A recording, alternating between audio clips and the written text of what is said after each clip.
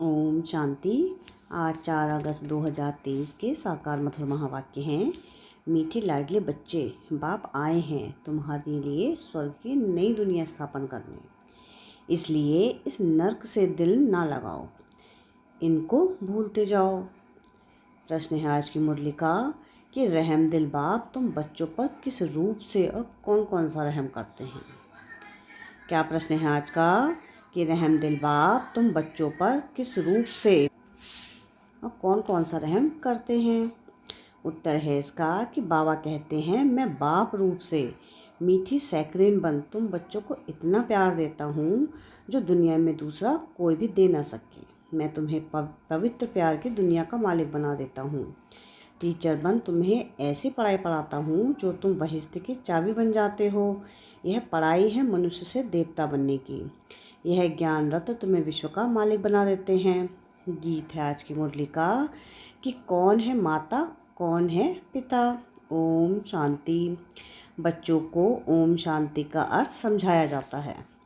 ओम का अर्थ है I am आत्मा, मैं आत्मा निराकार परमात्मा की संतान हूँ। शरीर का फादर वह है जिनसे जन्म दिया है, जिसने जन्म दिया है। उनको कहा जाता है कि शरीर को जन्म देने वाला फादर और शिव बाबा है।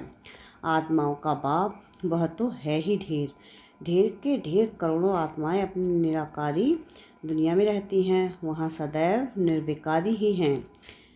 विकारी तो परमधाम में रह ना सके। पहले तो यह बात पक्की करनी पड़ेगी, मैं आत्मा मेरा बाप परमात्मा। आत्मा के संबंधी सब भाई भाई हैं। इस शरीर को बाप को कहा जाता है लौकिक बाप। आत्मा के बाप को कहा जाता है पारलौकिक बाप, जो सभी का एक ही है। पुकारते भी है ना, ओ गॉड फादर, ओ पतित पावन रहम दिल।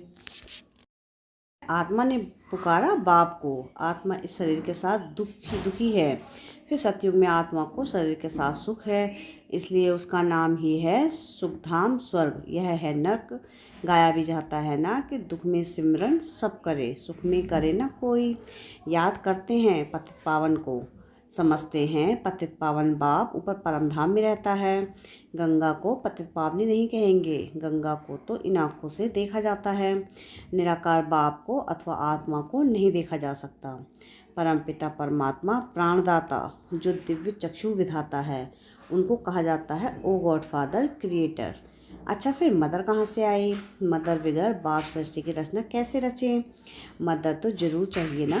गॉड फादर मनुष्य सृष्टि का रचयिता है, वह है सबका बाप। फादर है तो मदर भी जरूर होगी। बाप आकर समझाते हैं, मैं हूँ ही निराकार।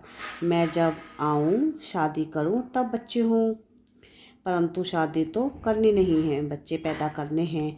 शादी बगैर बच्चों को मैं अडॉप्ट करता हूँ।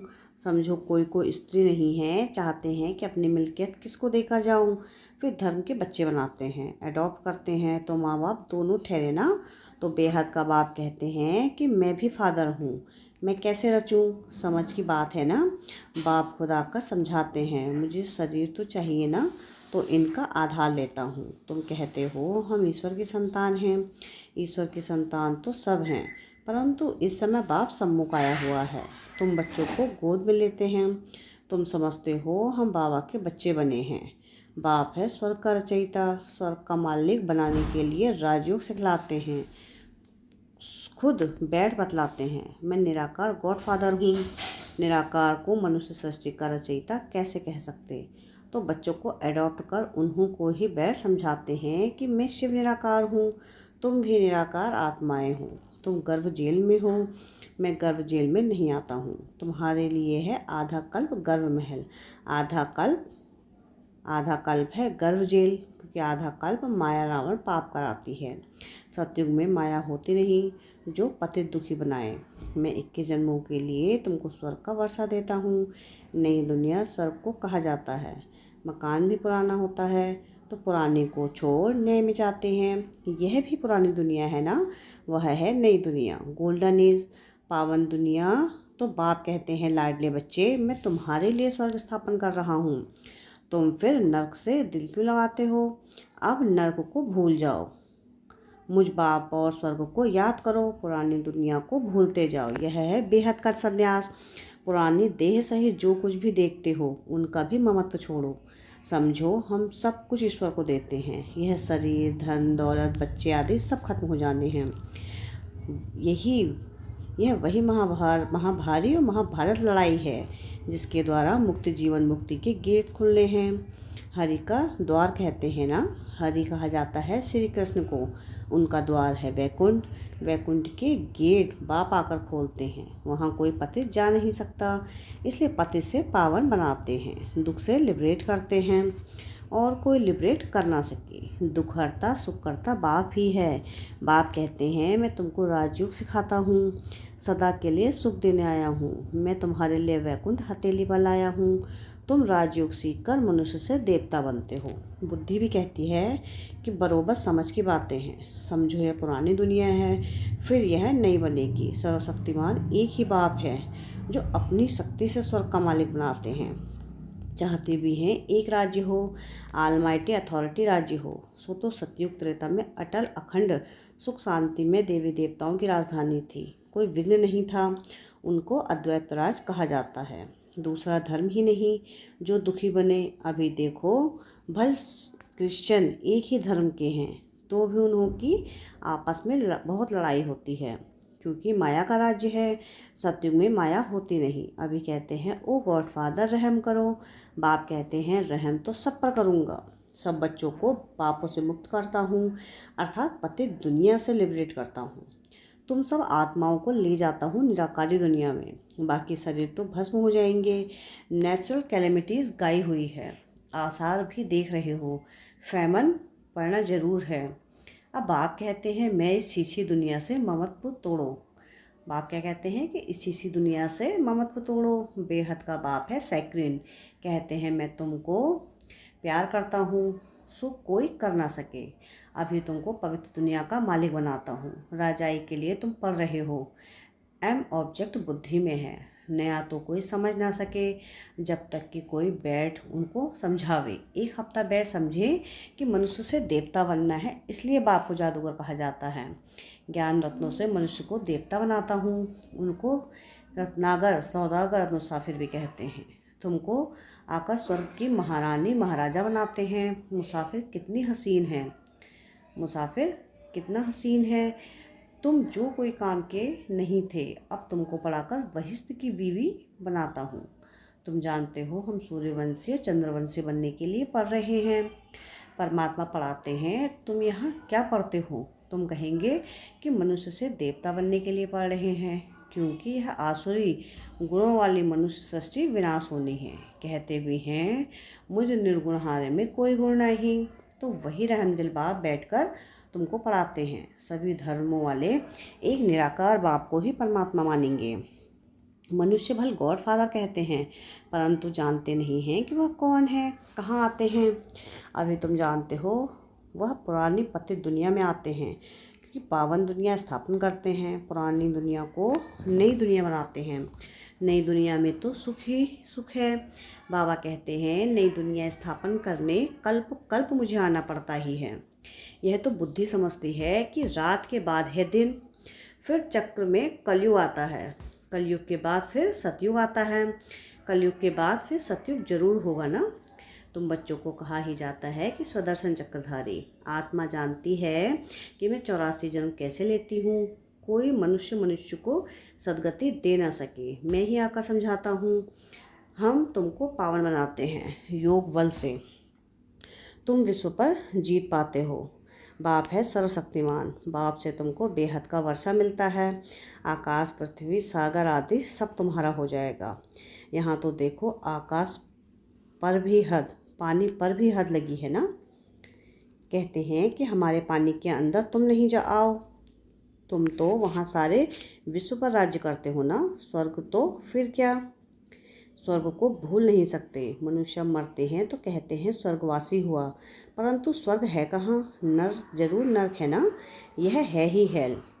सब मनुष्य दुखी हैं, सब पतित हैं। यह राज्य ही रावण का है, जिसको जलाते रहते हैं, परंतु जलता ही नहीं है। रावण को 100 फुट लंबा बनाते हैं और पढ़ाते रहते हैं, दिन प्रतिदिन लंबा करते रहते हैं, परंतु समझते नहीं हैं। ये समझ की बातें हैं। यहाँ देखो, मुरली चलती है तो फिर टेप में भरी जाती है, क्योंकि गोपिकाएं मुरली बगैर रह ना सकें। तो यह प्रबंध है। मुरली बगैर तो तड़पते हैं, क्योंकि यह मुरली है जीवन हीरे जैसा बनाने वाली। यहाँ पढ़ाने वाला है जो मुरली फिर लंदन अमेरिका तक जाती है। बच्चे सुनकर बहुत खुश होते हैं। गाया हुआ है, गोपिकाएं मुरली बगैर रह नहीं सकती थीं। यह नॉलेज गॉड फादर ही सुनाते हैं। मुख्य है ही एक बात समझानी है कि यह हमारा बेहद का बाप है। इनसे स्वर्ग का वर्षा मिलता है। आत्मा कहती है कि मेरा बाप परमात्मा है, वह आत्माओं को पढ़ा रहे हैं। ऐसा और कोई कह ना सके कि मैं परमात्मा तुम आत्माओं को पढ़ाता हूँ। ऐसे भी नहीं कहेंगे कि मैं परमात्मा नॉलेजफुल हूँ। तुम बच्चों को बहुत अच्छी रीति समझाया जाता है, परंतु सबकी बुद्धि एक रस तो नहीं होती है। कोई की सतोप्रधान बुद्धि, कोई की सतोरजो तमो। इसमें टीचर क्या करेंगे? टीचर कहेंगे कि पढ़ाई पर पूरा अटेंशन नहीं देते थे। गॉड फादर है नॉलेजफुल। जैसे टीचर नॉलेजफुल है, स्टूडेंट को पढ़ाते हैं, आप समान बनाते हैं, वैसे ही इस सृष्टि चक्र की नॉलेज गॉड फादर के पास ही है और कोई नहीं जानते। बाप ही नॉलेज सिखलाए, नॉलेजफुल बनाते हैं। बाप है नॉलेजफुल, सबसे ऊंचा जिसका नाम है, ऊंचा ठाव है। ब्रह्मा विष्णु शंकर है सूक्ष्म वतनवासी।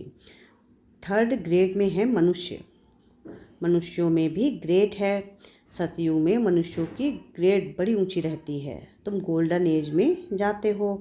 आयरन एज खत्म हो जाएगा। गोल्डन एज है ही सिल्वर एज, नहीं कॉपर एज है, और तो आयरन एज नहीं। यह सब बातें बुद्धि में रखनी है, इसलिए चित्र बनवाए हैं। सतयुग में बहुत थोड़े मनुष्य होते हैं, कलयुग में तो ढेर के ढेर मनुष्य हैं। पूछते हैं, बाबा विनाश कब होगा? विनाश तब होगा जब नाटक पूरा होगा, सब चले जाएंगे। बाबा है मुक्ति जीवन मुक्ति का गाइड। वह रहते हैं परमधाम में, तुम भी वहाँ के रहने वाले हो। यहाँ आए हो पाठ बजाने। बाप कहते हैं, बच्चे तुम्हें माया पर जीत पानी है, इसमें हिंसा की कोई बात नहीं है। सतयुग में हिंसा होती नहीं, वहाँ है ही संपूर्ण निर्विकारी देवी देवताएं। अच्छा, मीठे मीठे से किलत बच्चों प्रति माता पिता बाप दादा का याद प्यार और गुड मॉर्निंग।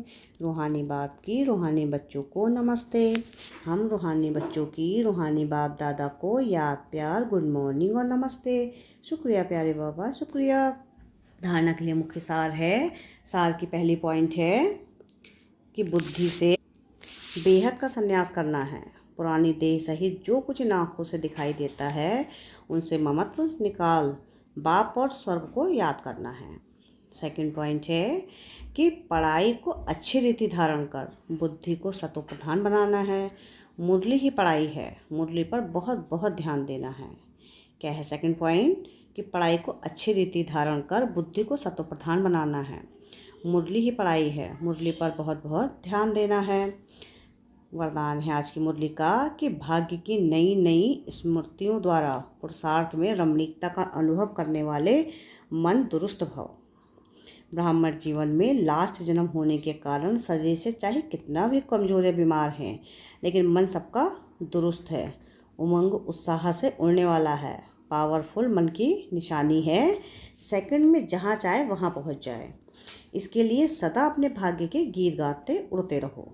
अमृत वेले से भाग्य की नई नई बातें स्मृति में लाओ। कभी किसी प्राप्ति को सामने रखो, कभी किसी प्राप्ति को, तो पुरुषार्थ में रमणीकता आ जाएगी। बोर नहीं होंगे, नवीनता का अनुभव करेंगे। स्लोगन है आज की मुरली का कि आगे पीछे सोच समझकर हर कर्म करो तो सफलता प्राप्त होती रहेगी। क्या स्लोगन है आज का? आगे पीछे सोच समझकर हर कर्म करो तो सफलता प्राप्त होती रहेगी। अच्छा, ओम शांति।